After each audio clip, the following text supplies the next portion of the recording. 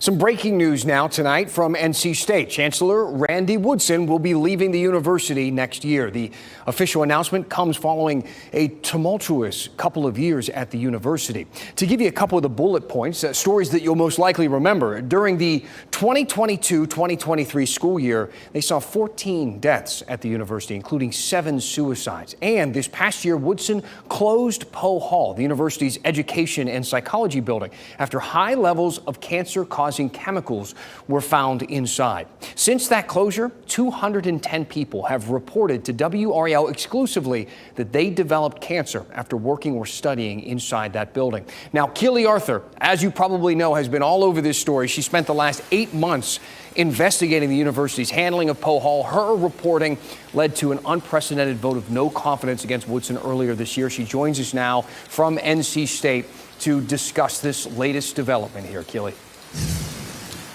Dan, first, I think it's important for people to know that this was kind of coming. We knew that his contract was ending in 2025, but he's extended contracts in the past. Today, he made it official. He is leaving by June 2025. He didn't say what he was going to do next. Something I want to mention, this is a chancellor that's had a lot of success with NC State. They have a more than $2 billion endowment. Both the women's and men's basketball teams were in the Final Four this year. But make no mistake, much of the focus today, certainly in the press conference, had to do with Poe Hall. I want to play some sound for you. This is with a current NC State grad student who has 2 family members out of that 210 who have reported to us that they developed cancer after spending time in the building. Here's what she had to say. You know, a lot of people have grown to love having Chancellor Woodson there, but I also think that it is time to bring in somebody that will really show that the students' health and safety and happiness is of their top interest.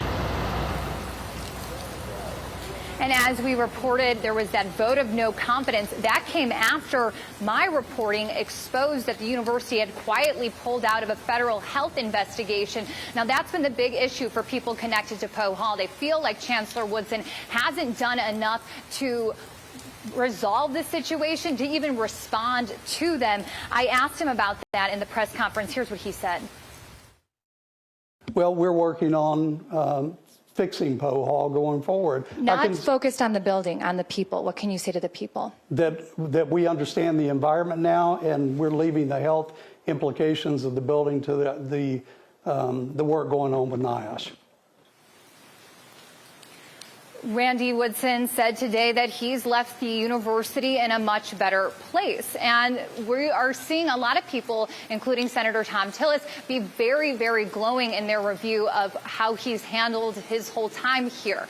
The president of the university system actually started to defend Woodson when I was questioning him about Poe Hall. I asked the president, have you talked to anyone at Poe Hall who later developed cancer?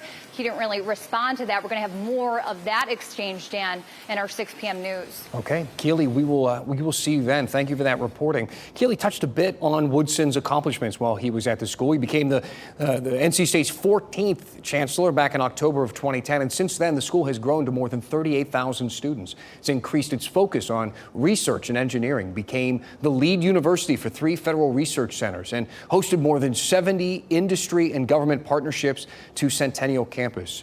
The last few years have not been easy for Woodson. In addition to the controversy surrounding how the school handled the multiple cancer cases connected to Poe Hall, Woodson was also criticized for how the university handled student mental health after nearly 20 student deaths, many of them by suicide.